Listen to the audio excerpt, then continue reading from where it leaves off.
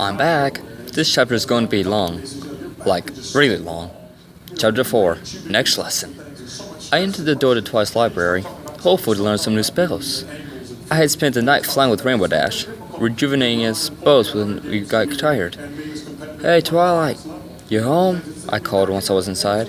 Hey, Brad, what do you need? The Levitor Unicorn asked, never glancing away from the conduit book. You're still reading that thing. Why are you still reading about conduits? I asked. Because I don't know about them, and I can't stand on knowing something I know is there. I know how you feel. I was the same in my world, I exclaimed. You like to read? She asked. Love it. Have a bunch of books back home, or rather, had. So what are you here for? I wanted to try my hand at creation magic again. I had really wanted to give it a shot, and I had an idea that involved not cutting off the top of my head. Why do you need me? She asked.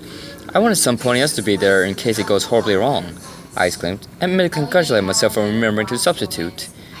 You were the first logical decision. Good idea. I remember trying to create as a filly. Near blew up the couch. Give it a shot. I have a new idea. Got any metal? I asked. The iron from your lesson timber is still all over there on the floor, she pointed out. Thanks. I levitated the clump of metal across the room and into my hand. My new idea was something I got from Full Metal Alchemist.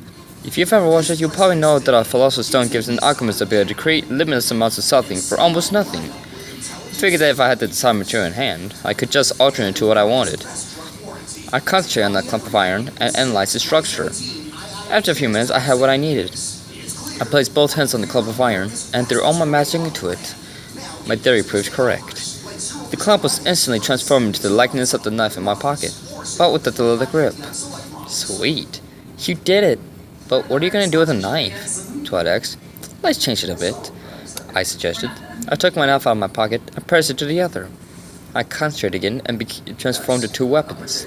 This time they became a sword in the likeness of my necklace, but sharp. The sword was plain, but unlike the inside in my necklace, the sword was, of course, black. I liked it. I ran my finger across the blade. Not too sharp, but I could easily cut with it if I swung hard enough. I pressed my hands on the blade and transferred it into a small little instant cube, which I placed in my pocket. I took my bow off my shoulders. I haven't seen any ponies freaking out about my weapons. Are they brave or just stupid? I asked. More along the lines of ignorant. Ecosia has been at peace for so long, nobody's had a need for weapons, Twilight exclaimed. Wow, I envy you. The society is so much better here. Has that been a mirror in the last 1,000 years? I asked. How could you even talk about that? She asked, stunned. You want to know why? Fine, I'll tell you. My world sucks. If another country doesn't like each other, they go to frickin' war. Hell, there's a murder of an innocent person every damn day. Point is, not a single being gets killed here. Nothing like my world. Humans are full of malice and hate. You're lucky you got me. Twilight was stunned. Oh, I'm sorry. No need for it. It's not your fault that the whole my dimension would rather settle the problem by skipping over diplomacy. The moment was silent for a few minutes, but Twilight broke it. Wanna go get a treat on me? Who would I be to refuse? I said politely. I still wasn't much for the vegetarian stuff, but I was tired of magical sustainment. I ain't eaten or slept in 2 days. Follow me then. She shot out the door, me following in tow. We soon arrived at a large building in a street corner. A sign outside read Sugar Cube Corner. So I guess it'd be a dessert shop of sorts. We ventured inside, and I was immediately attacked by the pig master Pinky. Geez, she was fast. I was almost positive she was a secret unicorn, because nothing moves that fast without magic of some kind. Twilight, you brought Brad, super. Now you can tell what he wants for a super special welcome party. The male was spastic. What? I don't remember asking for any special treatment, I objected. Let me stop you there, Twilight interjected. You can't stop her from doing this. She did this for me, and never seen a opponent move here as long as she's been here. So, I don't get a verdict? Nope. Now, what do you like? She asked. She spoke past the pin in her mouth, so it was barely coherent. You sure I can't skip out on this? I don't like attention. You can't turn down a party. They would be like... She stopped. Her tail started twitching. Quite suddenly, everything that was left in the room took cover on the tables. Except for me, who was a bit lost. Don't just stand there, take cover, one of the cousins suggested. Why? Her tail just twitched. It's not like it's the end of the world. I was cut up by an anvil crashing to the roof about an inch from my face.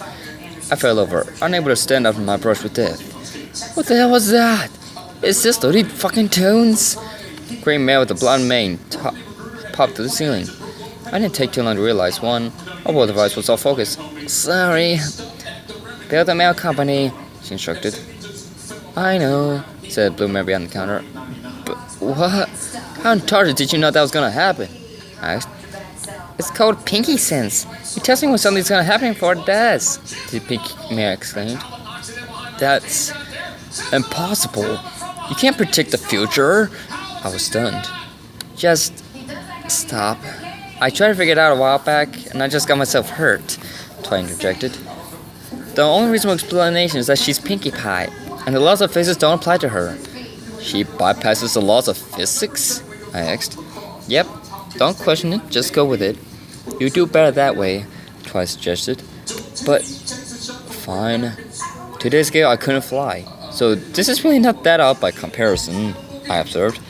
Then it's settled, Twilight decided. So I have to have a party? I asked. Yep, Piggy said gleefully. Does it have to be big? The biggest! Celestia brought you here. It has to be super duper, the mayor exclaimed, and I might add loudly. Well, shit. As I wrote before, I can't handle attention. I damn near pass out every time it gets sung the happy birthday song. Do I have to be the guest of honor?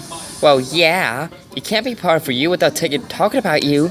Stop trying to avoid the party, the mayor scolded. Ugh, fine.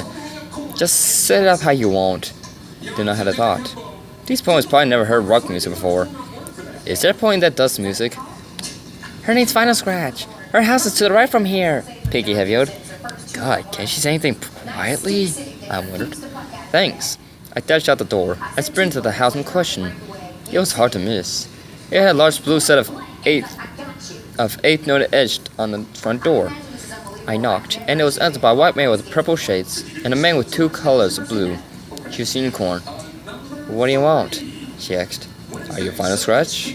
I asked. What's it to you, Princess Lapdog? That stone. She didn't even know me. No need for insults. You do music? I asked. Yeah. I need you to make something for Pinky's party. Are you a classic or a modern? She asked. I knew what she was talking about. Classical or modern music? Both, I answered. Yes! She gave a little hoof pump. Tavi, we got a twofer! She called the house. You know I hate that name! A refined inside yelled. Get in here! Final ushered me inside, and I beholded a room just busted with music. On one side of the room was a set of speakers and turntables, which I found strange. They didn't have cars, but they had turntables. On the other side of the room was a large cello, and several pages of sheet for all types of instruments.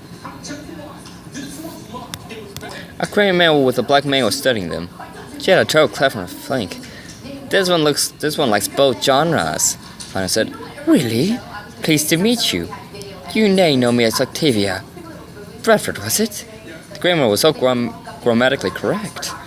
My grammar Nazi mind couldn't take it. Right. So, 2 points of the opposite genres live in the same house?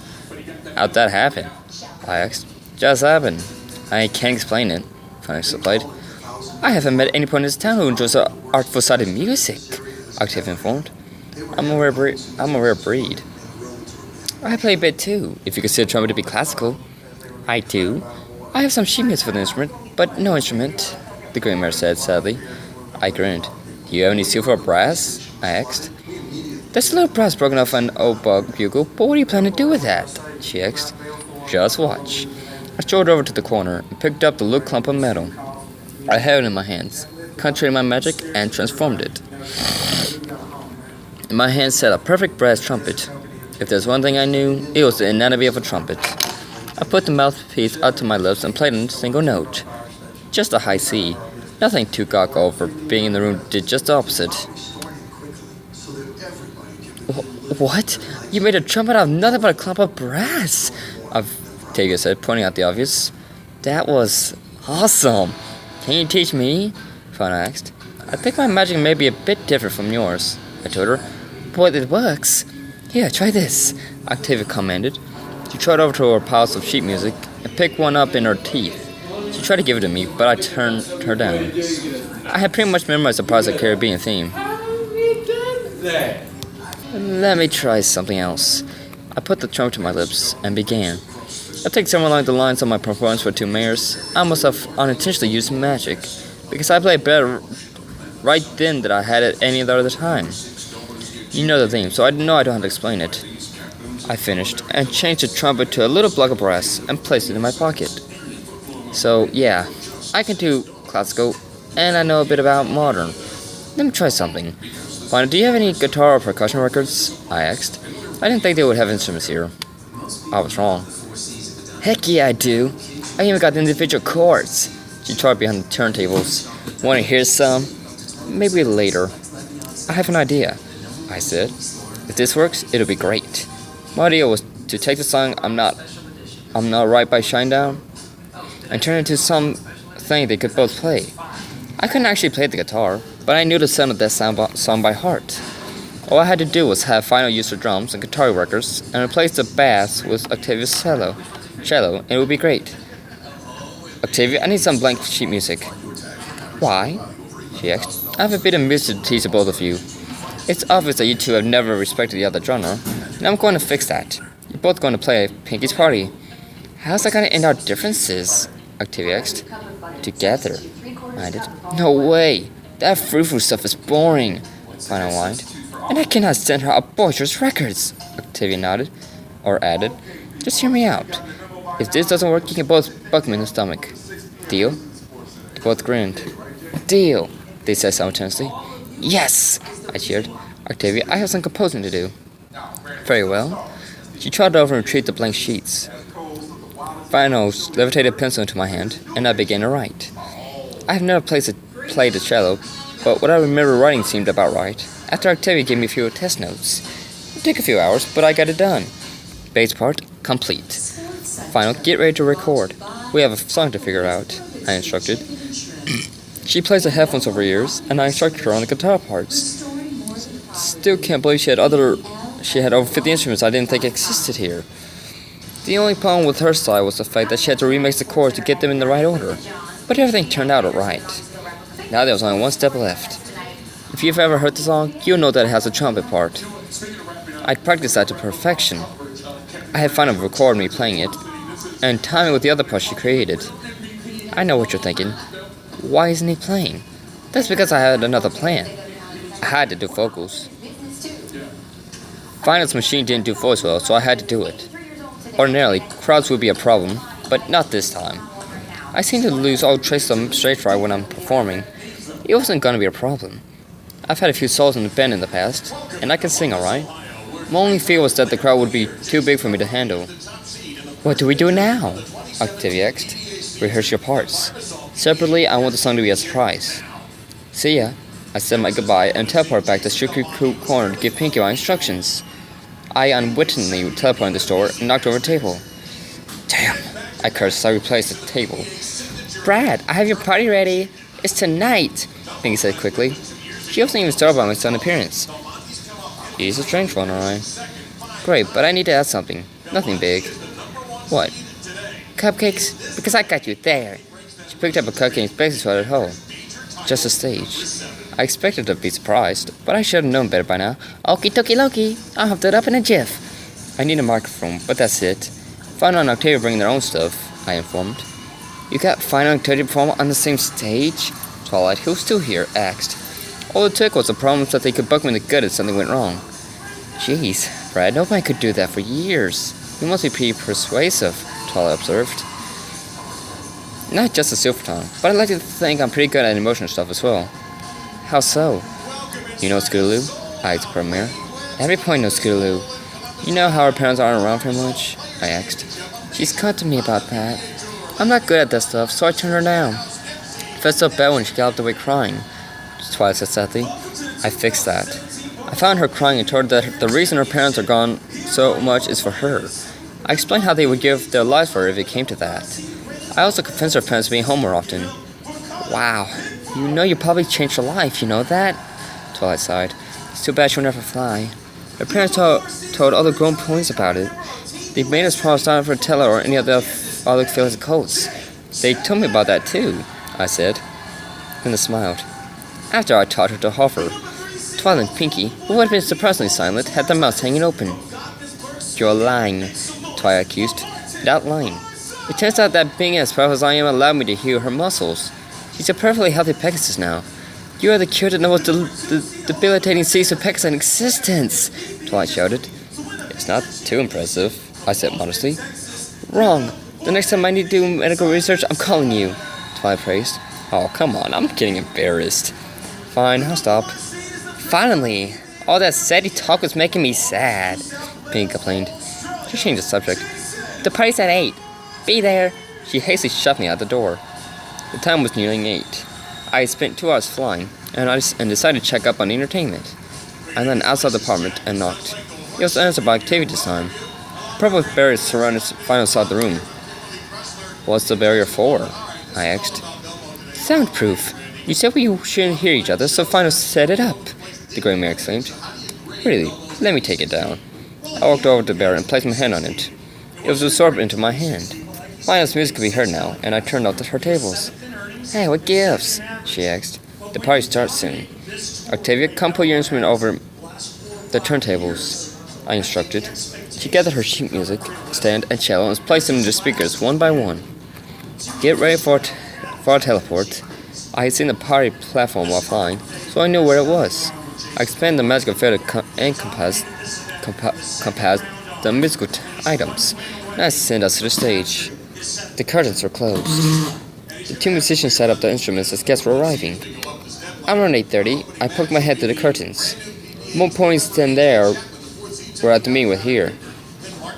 I gulped and levitated the microphone in my direction. The other 2 had set themselves up, and I mentally prepared myself. You got this. You sing this all the time. Just do it. I magicked the curtains aside, and the ponies started applauding by slamming their hooves on the ground. Mayors and Genticles, prepare for the combined efforts of Final Scratch, Octavia, and myself. I aimed the mic. I turned towards them, and they nodded. Final turned on the metronome, and we began. The music played for a few seconds, then I started. The song ended, and the crowds exploded in applause, and I almost passed out. I managed to maintain myself, and I prepared for the spell I had been figuring out myself all day. I raised my hand to the sky and performed a spell of my own creation. I hunched a ball of light into the air, and it exploded in midair, sending a spectrum of colors in every direction. Fireworks. I rapid-fired the fireworks into the air. Several gasps of astonishment was heard from the crowd. Then I stopped. The crowd cheered even harder. I turned back to Vine and Octavia, who were grinning like mad. So, do I need to be bucked? I asked. The 2 mares were just radiating joy. What are you talking about? That was awesome! Vine yelled. I agree. I never thought we could work together. Octavia squealed. So I was right. Asked. Heck yeah, you were. Why didn't you tell us you were gonna sing? Vine asked. That would have ruined the surprise, I told them. They just smiled and went to talking, effectively excluding me from the conversation.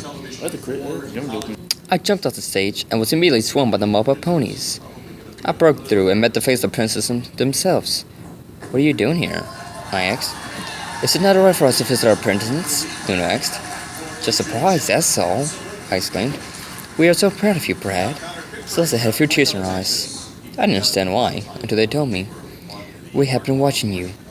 First you cured the worst disease in Pegasus history, and now you've combined the 2 most opposite types of music to form the amazing spectacle you just put on. And I've never seen that spell, and that means you created it, Celeste congratulated. Yeah, I did. But there's one other thing you must have missed, I told her. What's that? Luna asked. Give me an idea. A rose, Celeste said immediately. Nice choice. I reached into my pocket and pulled out the iron cube. I popped my magic into it and transferred it into a rose of iron, petals, thorns, and all. You mastered alteration magic? The next. Not alteration. I just get the material of whatever I need, and I can reshape it, add on to it, or take away from it. That's secondary creation magic. Even Twilight hasn't mastered that so perfectly, Celeste informed. Sweet. Now I can brag. Please don't, Luna begged. Fine. You ready for your next lesson? Celeste said blatantly. What's that? I asked, halfway through a cupcake levitating from the dessert table. I remember loving it, and in the process ignoring my mentors. I said you're ready for the next part of your training, so I said irritably, and that would be, you need to learn about something called the elements of harmony. The 6 points that raised their hosts at the meeting each possess one. Go meet them and report your findings to me. I already know about them, but this is a test of your observing ability. Now we must leave. Farewell, my apprentice. Luna gave those lengthy instructions, and they both teleported away. Hey, Brad, I heard Rainbow Dash from behind me. She was accompanied by Twilight, Flashlight, Pinky, Rarity, and the orange man I still didn't know the name of. That was awesome, Dash congratulated. Thanks, I guess. I've never sung in front of a crowd before, so I think it went right, I said. Jeez, I was too much for my own good. Bradley, you can't say that, Pinky joked with that stupid version of my name. That was super. Yes, Bradford, it was quite energizing, Rarity said. It was a bit loud for me, but still good, Flash said quietly. I hadn't seen her since the meeting. Now the orange mare spoke. I just can't believe y'all get those two milk ponies to perform together. Her accent was terrible, but it looked like I would have to deal with it. I don't think we've been properly introduced. My name's Jackie Apple, but y'all can call me Applejack. You already know my name, but pleased to meet you, I replied. What were the princess here for? Twilight asked. I just got my next assignment. Well, don't leave us hanging. What is it? Dash asked. Apparently, it's my job to study elements of harmony, were they? I have to learn something from each of you, who apparently each have one. That'd be fun. Who are you gonna hang out with first? Piggy asked. I personally don't care too much, so can you, decide it amongst yourselves? I hated decisions. I'll take him, Twilight blurted out. I hoped I decided, because I knew her best of all. Not so fast, partner. I haven't had a chance to show him the legendary Apple family hospitality, I objected. He still has to finish flight training, Amy interjected. That one hurt. I fly just fine, I thought. The animals like him, so he can come with me, if it's not too much trouble, Flasher squeaked. I barely heard her. He's funny, Pinky shouted. I guess you couldn't come with anything better. I would love to stand more close to his unique form, Brady suggested. Now that one I was okay with. Her designs are softer than clouds. They started bickering somewhat more loudly now. I couldn't believe they were fawning over me. They seemed to be such good friends. Besides, I was nothing special. Their argument started escalating, and I'd had enough. Jesus, stop arguing! I shouted. The group went silent. I'm not special. Besides, it's not like any arrangements made are permanent. I don't need to sleep, so I don't need living arrangements. Stop arguing already. If I try, I can probably fizz all of you in one day. Sound fair? The 6 members seemed to be thinking it over. They all nodded in unison. Fantastic. Twilight, I'll go with you first, because you probably know the most about these elements of harmony. Yes, Twilight cheered. Can we leave now? She asked. I'm still not sure why they were so excited about me. Maybe it was my magical aura, giving out some sort of tempting feeling, or something like that. Meh. Sure, whatever. Don't shoot the tablet, though. I still need some practice, I said. I wasn't lying. I didn't entirely trust my teleports yet, and I wanted to get better, as to avoid, blowing a hole in the wall. Again. Sorry, guys, I said to the group. Catch you later. I formed a film around me at Twilight and teleported us to the library. I obviously scared Spike upon re-entry because he gave a small, startled scream and dropped the gem he was eating. Twilight, what are you doing back so soon? Trig asked. Brett got summoned to study elements of harmony, so me and the others are gonna help, Twilight said, then turned to me. First lesson, we don't just wield the elements, we are the elements. Okay, what? How can you both wield and be something? I was confused. There was this time when me and my friends had to save the world from being cloaked in eternal darkness, but the only thing that matters is the end. The one trying to do that was Nightmare Moon, the evil side of Luna. It sort of developed when Luna got angry at the ponies for not enjoying her night, but instead sleeping through it. She went mad, and even formed taking hold on her mind, then her body. She wished for Celestia. Celestia won and banished her to the moon. The frickin' moon? How'd she live? I asked. Apparently anchors don't need to breathe. Torturous if I know. All I know is that she was there for 1,000 years, and she broke free for a while back. She captured Celestia and made the world dark. Me and my friends went to Old Cadillac Castle and retrieved the elements. Or we would have, but not my moon. She broke them. The energies flowed into the most suitable conduits, which were me and my friends. Flashlight got kindness, you can guess why. Rainbow got loyalty, and Nevercheck got honesty. Pinky got laughter, no surprise there, and Reddy got generosity. I got the last and most powerful element of magic. We purified the evil spirit from Luna's mind, and she took her rightful place as co-ruler of Equestria. Any questions? Just one. Thinking logically here, wasn't necessarily the best idea to put the worst toward the society in place of power? So many things could go wrong. No, we put safety measures around that. All the elements are kept here. Look, she pointed to a glass case with 5 gold necklaces and 1 crown. Those? I just thought you had a jewelry problem, I said. Kind of cruel in retrospect. Nope, we can channel the highest level of purification magic with them, as long as all 6 wielders are willing. So let me get this straight. You keep the most powerful artifacts in history in the middle of a library? Somebody could steal them. The grammar switch was getting more consistent. The case is magically locked, and the glass is impenetrable. Only me or the princess can unlock it. Then I guess that's alright. But still, it's fine. She levitated a book off the shelves and placed it on the desk. Now that we're finished with that lesson, we have to get to what I need to teach you. Spell control. What? School? I thought I was done with that, I was sent here. I think the 10 years I went through was enough. 10 years? You must be smart. We don't spend near that much time in school. We only do 5 when we hit 8. Then we go about our lives when we become teens. It's been 5 years since I graduated. I'm 18 now. Only 18? You're 4 damn near years older than me. I haven't even finished school. I still had 3 years left. Wow, you're older than you look. Your voice is way too deep to be that young. You're almost as tall as an alicorn. Well, not really.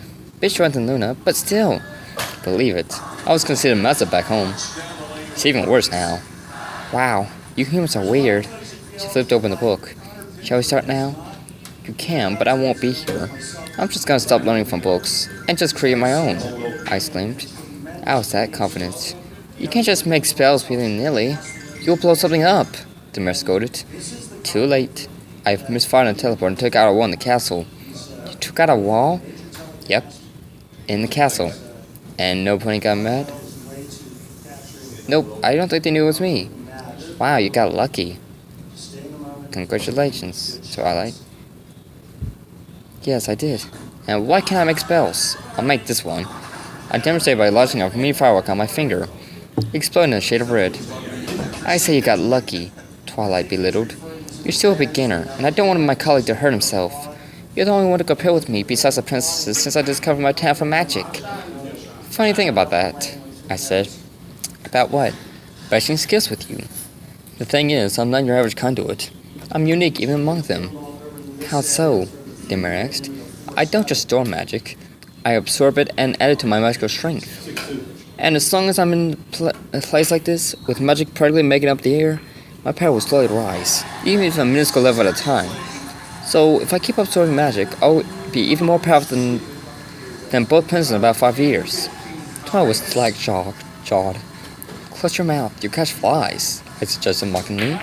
She closed her mouth and spoke, sort of. What? Suffering from you that I'm going to be the most powerful being in Equestria. It was only a matter of time before you figured out, so I figured I might as well tell you now. Also, you may want to know that any spell cast on me, I can use. What? Twilight said in a dumbfounded manner. Still speechless?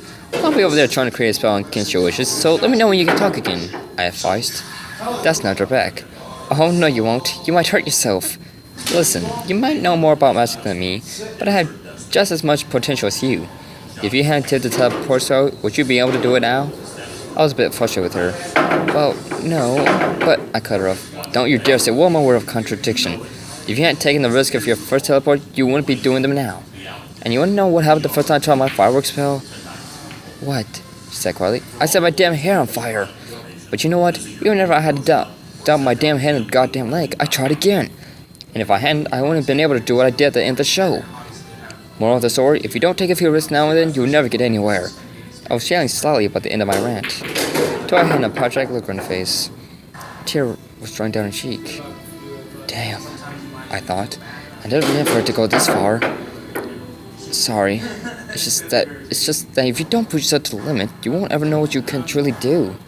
I mean, look at your rulers. Do you think they were fully confident to raise the moon and sun the first time? No, Twilight said. Now, do you see why you should let me try? I do now. Thanks. I have something to do, but first take this, she said, levitating a book off the shelf. She put it in my hands. The spine read, Advanced Spell Creation. Thanks, I smiled. You're welcome. Just don't burn the place down while I'm stairs, alright? Alright, she trotted up the stairs.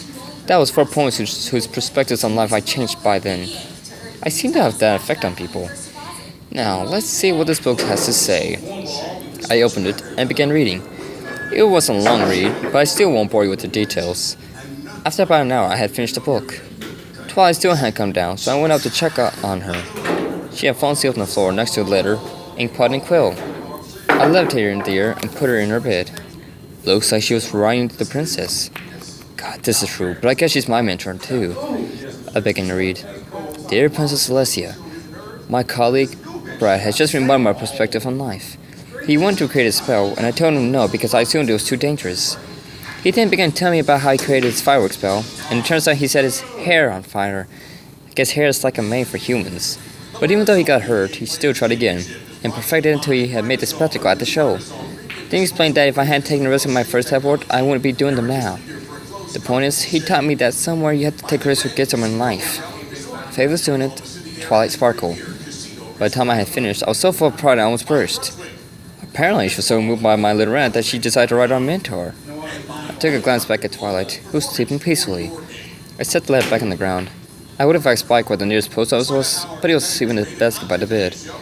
I went back downstairs and began to work on my latest spell. You won't know about that yet, though. I have to maintain some suspense while I write this. I think I may have destroyed the fourth wall with the last sentence. Then again, I'm telling the story, so I can do that. I wish I could put it similar to the season 3 finale in this, but that would contradict the original plan of the story. Also, it has been brought to my attention that all the thoughts upon document transfers stop being italicized. Also, I keep having to indent each paragraph's individually when I copy and paste a document, so someone help me with that.